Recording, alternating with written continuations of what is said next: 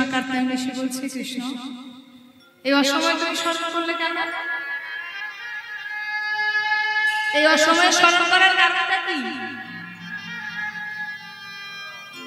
সঙ্গে সঙ্গে বলছে, মা গো, আমার যে রাধাবদন মনে হয়েছে, তো আমি সেই রাধাবদন দর্শন করতে চাই। এবার রাধাবদন যখন দর্শন করতে মন হয়েছে, তখন আজকে একটাই উপায় আছে, তুমি এক কাজ করো, আজকে যমুনা তটে গিয়ে আজকে সুন্দর করে একখানি নৌকা সাজিয়ে রাখো। আজ তুমি নৌকার নাবিক হয়ে বসে থাকো, সুন্দর করে নৌকা সাজিয়ে নৌকার নাবিক হয়ে বসবে। আর আমি বড়াই মায়ের রূপ ধারণ করে ছলে বলে কৌশলে রাধারানীকে ঘর থেকে নিয়ে আসবো। এই কথা দিল। এবারে প্রাণ গোবিন্দ আমার করলেন কি, সঙ্গে সঙ্গে যমুনার তীরে বংশীর ধ্বনি করলেন। আর যেইটা বংশীর ধ্বনি করেছে, সর্বপ্রথম শুনতে পেয়েছে কে? আমার শ্রীমতী রাধা রানী। এবার গোবিন্দ আমার নৌকা সাজাচ্ছেন। বাবা, আজকে যে লীলাটি আস্বাদন করছেন, এই লীলাটির মধ্যে দুটি নৌকা আছে। একটি হচ্ছে আমাদের দেহতত্ত্বের নৌকা, আর একটি হচ্ছে আমার প্রাণ গোবিন্দ রাধারানীকে বসানোর জন্য, রাধারানীকে চাপিয়ে নৌকা বিলাস লীলা করার জন্য যে নৌকা সাজিয়েছিল। আমাদের একটা দেহ তরী আর একটা গোবিন্দের নিজের হাতে বানানো তরী। তো দেহ তরীটা যদি তৈরি করতে হয়, আধ্যাত্মিক জগতে বলছে কি, এই যে এত সুন্দর দেহ তরী, এই দেহ তরীটা তৈরি করতে যদি হয়, তাহলে সর্বপ্রথম দুটো গলুইয়ের দরকার হয়। আপনারা নৌকা তৈরি দেখেছেন কিনা জানি না। যেখানে নৌকা তৈরি হয়, সর্বপ্রথম নৌকা তৈরি করতে হলে আগে দুটো গলুই দরকার হয়। গলুই মানে কি আপনাদেরকে বোঝায়, ধরুন নৌকাটা মাঝখানে চওড়া, ঠিক এদিক থেকে গিয়ে দেখবেন একটা দিকে সরু হয়ে যায়, ত্রিকোণাকৃতি, ট্রাইঙ্গেলের মতো। আবার এদিকটাতে সরু হয়ে যায়, দেখবেন কোণে কোণে দুটো ত্রিকোণাকৃতি থাকে। এই দুটোকে বলা হয় গলুই। আর এই গলুই দুটোকে যেটা জয়েন্ট রাখে, সেটাকে বলা হয় দাঁড়। এই গলুই থেকে আরেক গলুই যেটা একসঙ্গে বাঁধনটাকে ধরে রাখে, সেটাকে বলা হয় দাঁড়। তাহলে দুটো গলুই দরকার, দাঁড়ের দরকার, তক্তা দরকার হবে, পাতানের দরকার হবে। তক্তাটাকে ইউ আকৃতির একটা ক্লুপ এঁটে থাকে, সেটারও দরকার হয়। প্রত্যেকটা কিন্তু আমাদের দেহতরিতে আছে। তারপর সেখানে পাটাতন তৈরি হবে। তারপর দেখবেন নৌকা যে যেভাবে সাজাতে পারে, দেখবেন হাওয়ার বেগটা কোন দিকে যাচ্ছে, তার জন্য দেখবেন অনেক সময় কি করে, পতাকার মতো উড়িয়ে যায়। দেখেছেন তো? কেউ বা ঘন্টা বাজায়, দেখবেন যত বাতাস দেবে ঘন্টা বাজবে। ঠিক তেমন আমাদের দেহ তরিতে যদি গলুই দরকার হয়, শাস্ত্রে বলছে, ভাগবতে বলছে, বিবেক বৈরাগ্য দিয়া গলুই গড়িল, বিবেক বৈরাগ্য দিয়ে গলুই গড়িল, বিবেক বৈরাগ্য দিয়া গলুই গড়িল, বিবেক বৈরাগ্য দিয়ে গলুই গড়িল, ধরে জোদার উপরে খাড়া করিল, ধরি জোদার উপর খাড়া যে করিল, প্রাণে ধৈর্য থাকা চাই, প্রাণে ধৈর্য থাকা চাই, যদি প্রাণের কানায় প্রাণে ধৈর্য থাকা ভজবি যদি ব্রজের কানায় প্রাণে ধৈর্য থাকা চাই,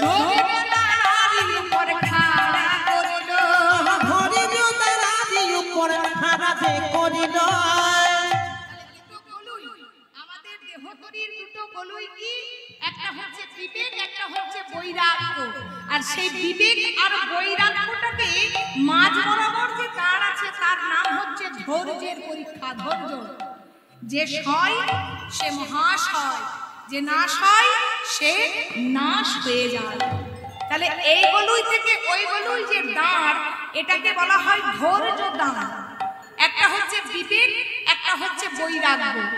বলছে ভগবান শ্রীকৃষ্ণকে দেহতরীর মধ্যে যদি বসাতে হয়, তাহলে একদিকে বিবেক থাকতে হবে আর মানুষের বৈরাগ্য জন্মাতে হবে। এখনকার মানুষের বিবেক নেই। বিবেক মানে কিন্তু কারো কিছু প্রতিদানে দেওয়া বা কাউকে দয়া মায়া করা সেটা কিন্তু বিবেক নয়। ভাগবতে বলছে বিষয়াসু অনাসক্তি বিবেকম, যে বিষয় থেকে নিজেকে গুটিয়ে রাখতে পারবে তারই বিবেক জন্মাবে। যেমন ধরুন চোখের বিষয় দেখা, আমাদের দেখতে হলে কি দেখতে হবে? সকালে ঘুম থেকে উঠে আগে গোবিন্দ বদন গোবিন্দের চরণ দেখতে হবে। মুখের বিষয় বলা, এই মুখটা যখন ভালো কথা বলবে, যখন হরিনাম করবে, ভগবানের কথা বলবে, তখন আপনার বিবেক জন্মাবে। অকথা কুকথা বললে সেটা কিন্তু বিবেক জন্মাবে না। যেমন কানের বিষয় শোনা, অকথা কুকথা না শুনে যখন ভালো কথা শুনবেন, সুকথা শুনবেন, হরিনাম শুনবেন, কৃষ্ণ নাম শুনবেন, তখন হবে কিন্তু কানটা সার্থক হবে আপনার। তখন আপনি নিজেকে গুটিয়ে নিতে পারবেন, নিজেকে সরিয়ে নিতে পারবেন। নয়ন দিয়েছেন হরি, জগতের যাবতীয় শোভা ছাড়ি, শুধু প্রভুর রূপ করিতে দর্শন। শ্রবণ দিয়েছেন হরি, ব্রহ্ম কোলাহল মাঝে, শুধু হরি কথা করিতে শ্রবণ। বদন দিয়েছেন হরি, অকথা কুকথা ছাড়ি, শুধু হরির কথা করিতে কীর্তন। কর দিয়েছেন হরি, স্বরূপ সাধন, অর্থাৎ হাত দিয়ে সেবা করতে হবে। হৃদয় দিয়েছেন হরি, ভক্ত আলিঙ্গন। চরণ দিয়েছেন হরি, তীর্থ পর্যটন। ইহার সফলতা যদি না করে মানুষ, বৃথা মোর মনুষ্য জন্ম, জন্মটা বৃথা হয়ে গেল। মানযুক্ত হুঁশ,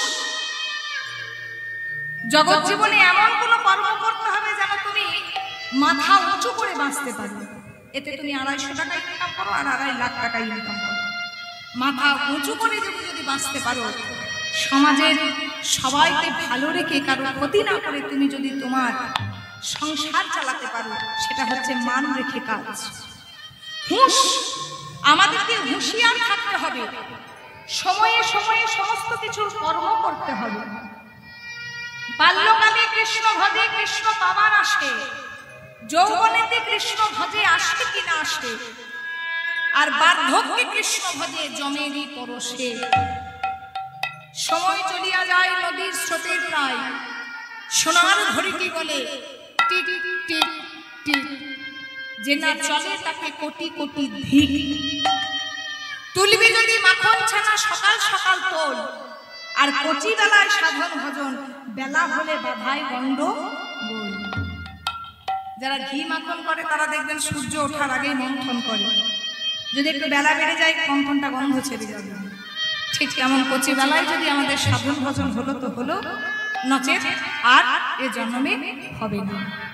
যার হবার হয় তার 5ই হয়, আর যার হবার নয় তার 50ও নয়। হরি বল, নিতাই গৌর হরি। তাহলে একদিকে হচ্ছে বিবেক, অর্থাৎ বিষয় থেকে নিজেকে সরানোর নামই হচ্ছে বিবেক। জগতে অনেক কিছু দেখবেন, সেখান থেকে যখন নিজেকে সরিয়ে আনতে পারবেন, জগতে অনেক কিছু শুনবেন, সেই শোনা থেকে যখন নিজেকে বের করে আনতে পারবেন, জগতে অনেক কিছু বলার কথা আছে, যখন খারাপগুলো ছেড়ে ভালো কথা বলবেন, নিজে ভালো কিছু করবেন, এটাই হচ্ছে বিবেক। আর বৈরাগ্য মানে কি? বৈরাগ্য মানে হচ্ছে কোনটা নিত্য আর কোনটা অনিত্য, এটা ভাগবতের কথা। কোনটা নিত্য আর কোনটা অনিত্য চিনতে শেখার নামই হচ্ছে বৈরাগ্য। মাথা ন্যাড়া করে টিকি রেখে গলায় একটা তুলসীর মালা নিয়ে হাতে নামের মালা জপ করলে বৈরাগ্য হয়ে যায়। সাজে সাধু অনেকেই হতে পারে, কিন্তু কাজে সাধু কতজন আছে? সাজটা সাধু আর কাজটা যদি অসাধু হয়, তাহলে কি আপনি সাধু হলেন? সাজটা বেশটা হলো আমার সাধু, আর আমার আচরণটা হলো অসাধুর মতন, তাহলে কি আমি সাধু হলাম? কৃষ্ণ ভজন সাধু সেজেও করা যায়, কৃষ্ণ ভজন সাধু না সেজেও করা যায়। তাহলে চিন্তা করুন, বৈরাগ্য মানে হচ্ছে আত্মাটা নিত্য, ভালো করে বুঝবেন, আর দেহটা হচ্ছে অনিত্য।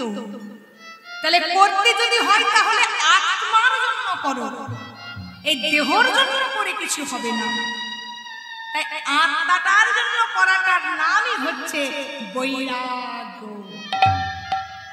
তাহলে আমাদের দেহ তৈরিটা কেমন করে তৈরি হচ্ছে? একদিকে বিবেক, একদিকে বৈরাগ্য। আর এই বিবেক আর বৈরাগ্যটাকে ধরে আছে কি এই যারা যারা উঠে চলে গেলে তাদের নৌকাটা কি তৈরি হলো? বলুন আমাকে। এই একটা মাইক্রোফোন আর ওই একটা মাইক্রোফোন, দুটো সাপোর্ট কিভাবে দেওয়া যাবে? মাঝে যদি একটা লাঠি মেলে দেওয়া হয় বা মাঝ বরাবর একটা কিছু দেওয়া হয়, না তো দুটোই পড়ে যাবে, তাই না? তাহলে এই দুটো বিবেক বৈরাগ্যকে যদি একত্রিত করা হয় তাহলে কি দিয়ে করতে হবে? দাঁড়, মানে ধৈর্য। ধৈর্যের পরীক্ষা কেমন দেখুন, ভালো করে শুনবেন। একটি ছোট 5 বছরের বাচ্চা, সে বাচ্চা বয়স থেকে গুরুদেবের আশ্রমে মাথায় করে কলসি নিয়ে জল নিয়ে তুলসী বাগান সিঞ্চন করে। দেখতে দেখতে দীর্ঘ কয়েক বছর যখন পেরিয়ে গেল তখন অধৈর্য হয়ে গেল। অধৈর্য হয়ে কলসিটাকে নিয়ে উঠোনে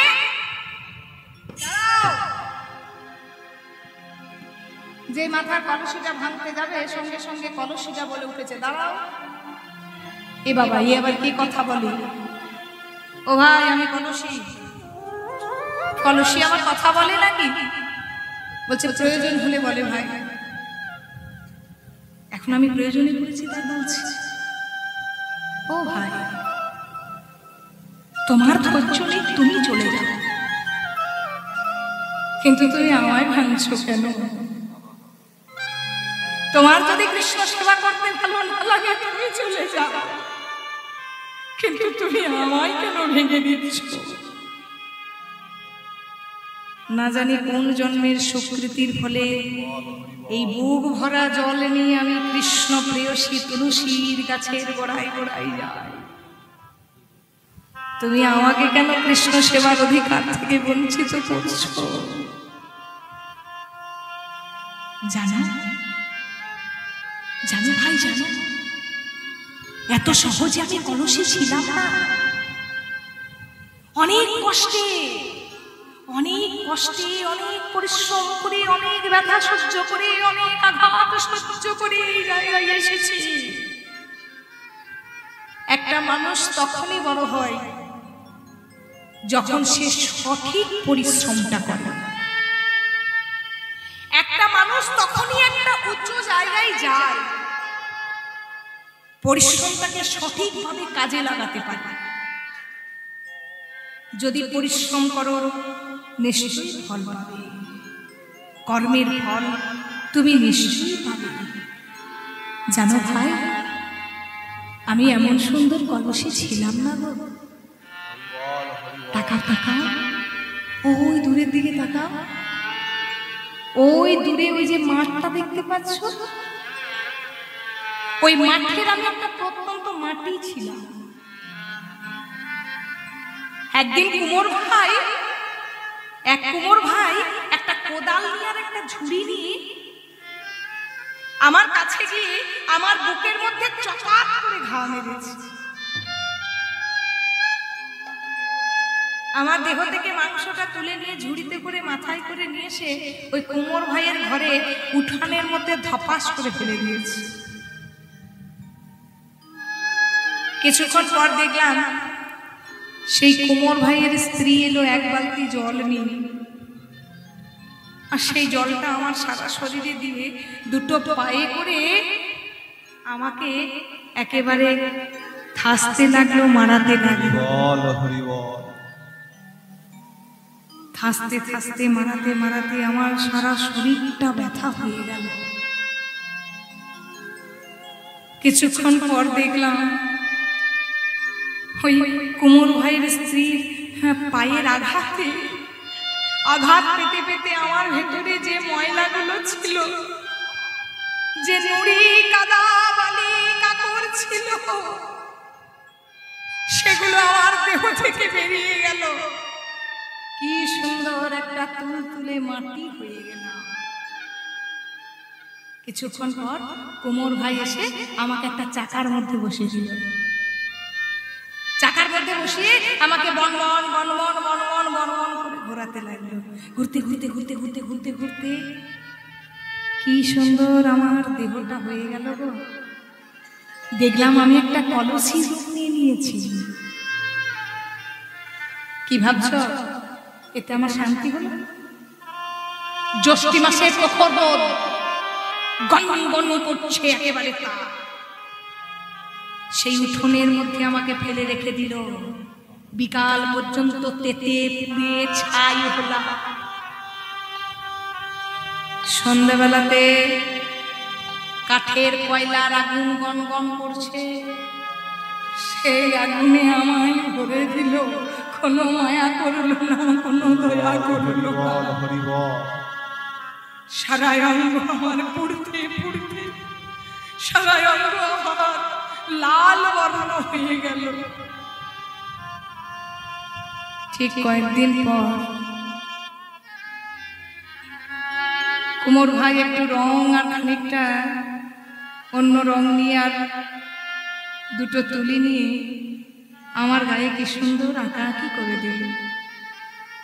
কি সুন্দর হয়ে গেলাম আমি। কোথায় ছিলাম প্রত্যন্ত মাটি, আর কোথায় হয়ে গেলাম কলসি।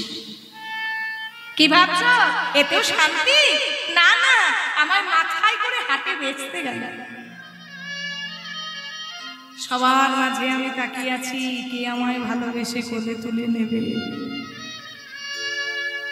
সুন্দর হলেও হবে না, সুন্দরী হলেও হবে না, গুণ থাকলেও হবে না, ভালোবাসার অধিকার কি সবার কাছে পাওয়া যায়?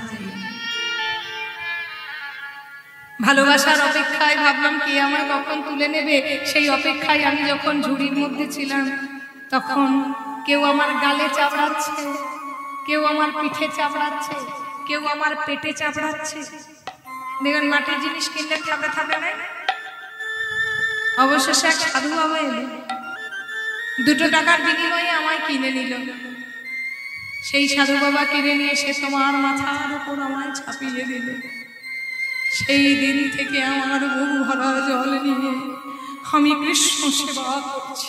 বলো ভাই, এরপর তুমি যদি আমায় ভেঙে দাও তাহলে আমি কোথায় যাব? বলো বলো, আমি কি কৃষ্ণ সেবার অধিকার পাবো? তোমার ধৈর্য নেই ভাই, তুমি যাও, কিন্তু তুমি আমায় ভেঙে যাচ্ছ কেন? নিতাই গৌর হরি বৌল হরি বৌল। এটাই হচ্ছে ধৈর্যের পরীক্ষা। যে সয় সে মহাশয়, সে রয়, যে না সয় সে নাশ হয়ে যায়। তাই বলছে দেহ তৈরি করতে হলে ধৈর্য দাঁড়ার উপরে খাড়া করিল। এবারে তক্তা তৈরি করছে, পাতন তৈরি করছে। আসক্তির তক্তায় আনি তাহাতে আটিল, আসক্তির তক্তায় আনি তাহাতে আটিল, আসক্তির তক্তায় আনি তাহাতে আটিল, আসক্তির তক্তায় আনি তাহাতে আটিল। ওই লালসার পাতানে লোহা তাহাতে মুড়িল, লালসার পাতানে লোহার তাহাতে মুড়িল। দেহতরীর তক্তাটা কি না? আসক্তি আর লালসার পাতান। আপনাদেরকে বুঝিয়ে দিই। ধরুন একটা বড় নামি দামি মিষ্টির দোকান, সেখানে অনেক মিষ্টি রাখা আছে। আমাকে যদি তার পাশ দিয়ে পেরিয়ে নিয়ে যান আমার একটু লোভ লাগবে না, কিন্তু ওই দেখুন ফুচকার ভ্যানটা দাঁড়িয়েছে, আমার লোভ লাগছে। কেন? ফুচকার প্রতি আমার আসক্তি আছে। যতই আমার সামনে রাজভোগ নামিয়ে দেন আমার ভালো লাগবে না। তাহলে যদি আসক্তি না থাকে তাহলে লোভ জন্মাবে। ভালো করে বুঝবেন কথাটা। যদি আসক্তি না থাকে তাহলে লোভ জন্মাবে।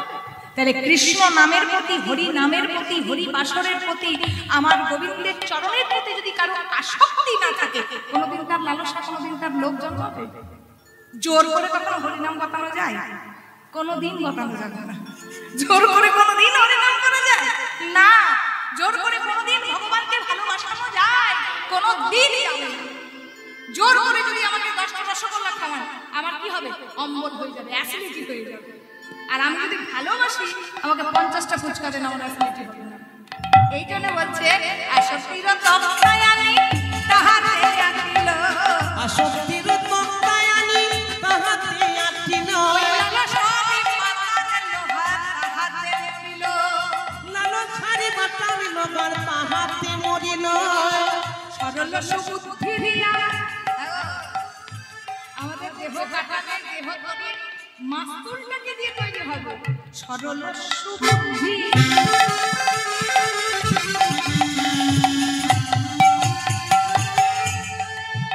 যার মাথায় দিনরাত বদ বুদ্ধি কাজ করে সে কোনোদিন কৃষ্ণ সেবার অধিকারী হতে পারবে না। যার মাথায় দিনরাত বদ বুদ্ধি কাজ করে, বদ বুদ্ধি কাজ করলে কি আর সুবুদ্ধি আসে গো? যিনি পদকর্তা রচনা করেছেন তিনি অনেক ভাবনা চিন্তা, এটা তো আমার মনের কথা নয়। সরল সুবুদ্ধি দিয়া, ভালো করে বুঝুন, যতই হরি নামের মালাতে হরে কৃষ্ণ হরে কৃষ্ণ হরে কৃষ্ণ করুন, আর পাশের বাড়ির দেখে আপনার ভেতরটা জ্বলে যাচ্ছে, পাশের বাড়ির ভালো দেখে আপনার হিংসা হচ্ছে, আপনার হলো না কৃষ্ণ ভজন। সরল সুবুদ্ধি, মনটা সরল থাকতে হবে। মন যদি কারো সরল থাকে, বুদ্ধিটা যদি সুবুদ্ধি থাকে, দুর্বুদ্ধি দিকে না যায়, সরল সুবুদ্ধি দিয়া সরল বুদ্ধি দিয়া আস্তুল গড়িল। ওই সাধু সঙ্গ কানে দড়ি উড়াইয়া দিল, সাধু সঙ্গ কানে দড়ি উড়াইয়া দিল। সাধু সঙ্গ করুন। আমাদের দেহ তৈরিতে এই যে দেখেছেন ওই যে পতাকার মতো ওড়ে, হাওয়ার বেগটা কোন দিকে যাচ্ছে, হাওয়াটা কোন দিকে যাচ্ছে, ঠিক যেমন আমাদের এই দেহ তৈরিতে সাধু সঙ্গ, সৎ সঙ্গ, সৎ কথা আলোচনা। সাধু মানে বাবা মাথায় টেকি থাকবে, গলায় মালা থাকবে, আর ওই যে পরনে গেরুয়া বসন থাকবে, কপালে তিলক থাকবে, তাদেরকে ভাববেন না সাধু। তাই যদি হতো, সাধু সাত যদি এই চারটে লক্ষণ হতো, তাহলে ভাগবতে বলা হতো না নিম্নে জ্ঞানাং যথা গঙ্গা দেবতানাং অচ্যুত যথা বৈষ্ণবানাং যথা শম্ভু পুরাণানাং ইদং তথা। মৎস্য পুরাণ, মার্কণ্ডীয় পুরাণ, ভবিষ্য পুরাণ, ভাগবত পুরাণ, ব্রহ্ম পুরাণ, ব্রহ্মাণ্ড পুরাণ, ব্রহ্ম বৈবর্ত পুরাণ, বায়ু পুরাণ, বিষ্ণু পুরাণ, বরাহ পুরাণ, বামন পুরাণ, লিঙ্গ পুরাণ, গরুড় পুরাণ, পদ্ম পুরাণ, অগ্নি পুরাণ, নারদীয় পুরাণ, কুর্ম পুরাণ, স্কন্দ পুরাণ। এটা 18টি পুরাণের নাম। 18টি পুরাণের সর্বশ্রেষ্ঠ, যেখানে 18,000 শ্লোক আছে, সেটা হচ্ছে শ্রীমদ্ ভাগবত। আর সেখানে বলা হলো নদ নদীর মধ্যে শ্রেষ্ঠ গঙ্গা, দেবতার মধ্যে শ্রেষ্ঠ নারায়ণ, বৈষ্ণবীর শ্রেষ্ঠ ভোলানাথ, শম্ভ পুরাণের শ্রেষ্ঠ ভাগবত। তাহলে ভোলানাথের গলাতে মালা আছে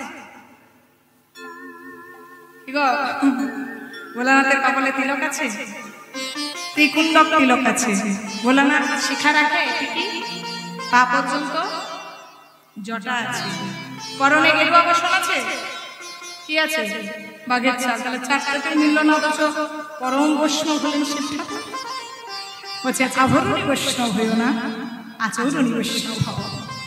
সাজে বৈষ্ণব হয়ে লাভ নেই, তোমার আচরণটা বৈষ্ণব। তাহলে আমাদের দেহ তরিকে কি করতে হবে? সাধু সঙ্গ কানে দড়ি উড়াইয়া দিল, সাধু সঙ্গ কানে দড়ি উড়াইয়া দিল, সাধু সঙ্গ কানে দড়ি উড়াইয়া দিল, সাধু সঙ্গ কানে দড়ি উড়াইয়া দিল। এটা গেল দেহ তরির কথা। এইবারে দেখুন আমার গোবিন্দ তরি সাজাচ্ছে। এতক্ষণ তো আমরা দেহ তরিটা সাজালাম বাবা, এবারে দেহ তরিটা সাজানোর পর কি হলো? প্রবলেম কি? হ্যাঁ,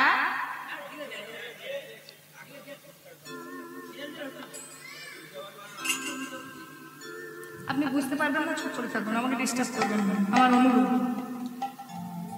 আপনি জানেন লীলার মানে জানেন, লীলার কথা বোঝেন? আমি দুর্গাপুজোর গান করি, খুঁত ধরাটা বন্ধ করুন। মানুষের খুঁত ধরাটা, খারাপ দিকটা কোনো সময় সবাইকে বলছি, ভালো দিকটা ধরুন, দেখবেন নিজের ভালো দিকটা প্রকাশ পাবে। অন্যকে একটা আঙুল দেখানোর আগে দেখবেন বাকি আঙুলগুলো নিজের দিকে আছে। আমরা শিখে কীর্তন গাইছি, আপনি আমাদের খুঁত ধরছেন, আশ্চর্য।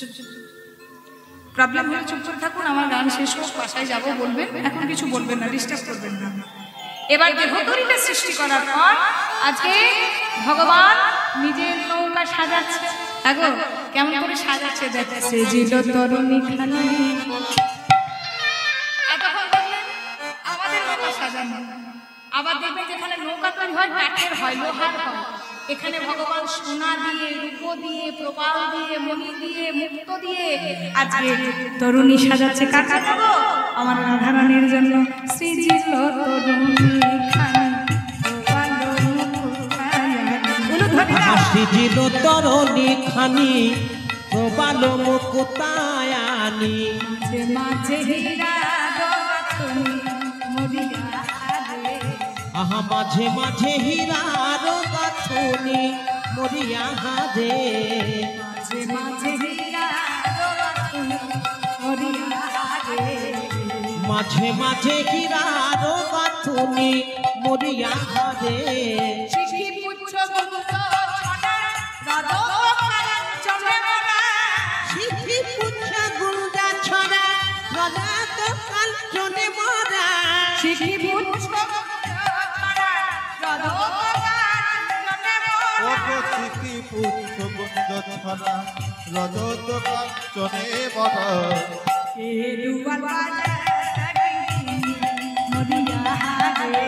আহা কেরোয়ালো বাজো তো কিঙ্কিনি মরিয়া হাজে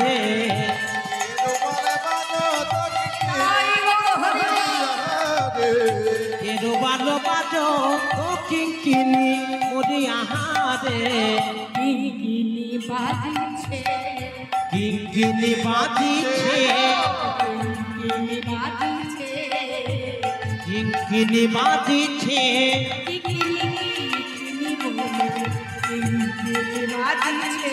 ওগো কিঙ্কিনি কিঙ্কিনি বলে কিঙ্কিনি বাজিছে। দেখো রাইকিনি না শ্যামকে কিঙ্কিনি বাজিছে। আহারাই কিনিলা শ্যামকে কিনি কিঙ্কিনি বাজিছে রোমার বাজো কিঙ্কিনি মরিয়া রে। আহাকে রোবালো বাজো তো কিঙ্কিনি মরিয়া হাজে রোমার বাজো কিঙ্কিনি মরিয়া রে। প্রবাল সোনা দানা দিয়ে সুন্দর করে নৌকা সাজিয়েছে, আবার ভগবান সুন্দর করে সেজেছে। এবার সেজে করছে কি তপন তনয়া আর তাপাতে সুসুদে আর তাপাতে মানে কোনটা আমি সুসুদে নেবে সুসুদে নেবে জোমা করছে কি গো তপন তনয়া তরুণী আহা তপন তনয়ানি রে তরলি লইয়া ফিরে তপয় তনয়ানি রে তরণি লইয়া ফিরে।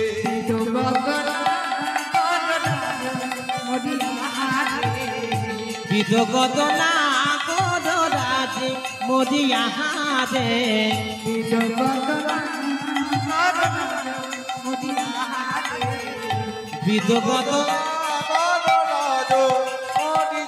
রে।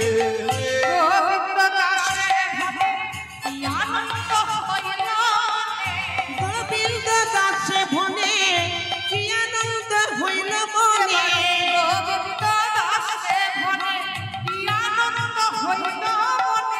গোবিন্দ দাস ভনে কি আনন্দ হইল মনে রুনু জনন পুরবাদে মরিয়া রে।